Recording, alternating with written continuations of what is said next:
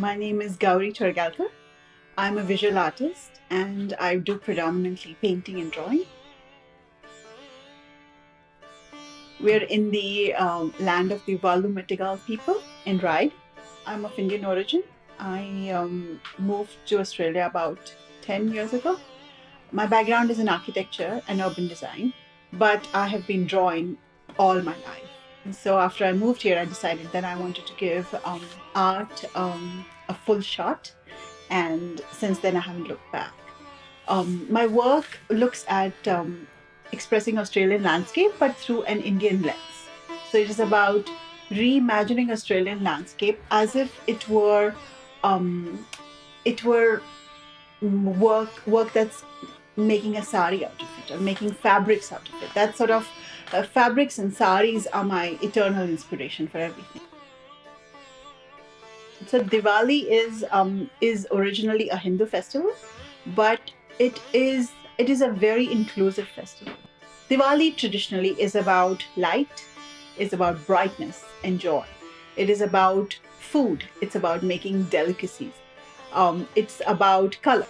And now that I have my own family in Australia, we are trying to make our own traditions. And the thing with traditions is traditions need to be dynamic for them to survive beyond a generation. So as every generation changes how they live, changes how they're adapting their lifestyles to the place that they live in, it's important that the traditions are dynamic as well so they can survive and blend with the lifestyles of the people living.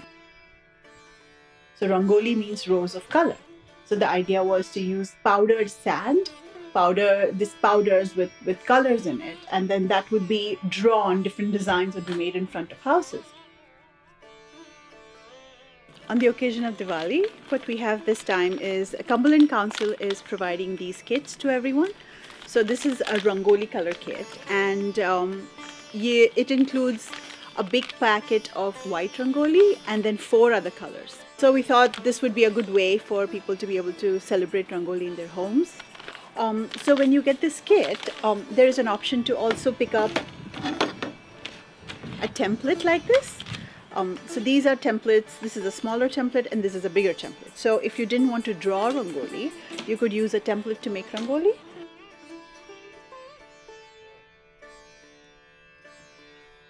The traditional way to use this is you would put it in a bowl and then you would draw. You would pinch with your fingers and you would draw with it. But one of sort of the more easier way to do it would be to use it like you would do a piping sleeve for a cake sort of icing.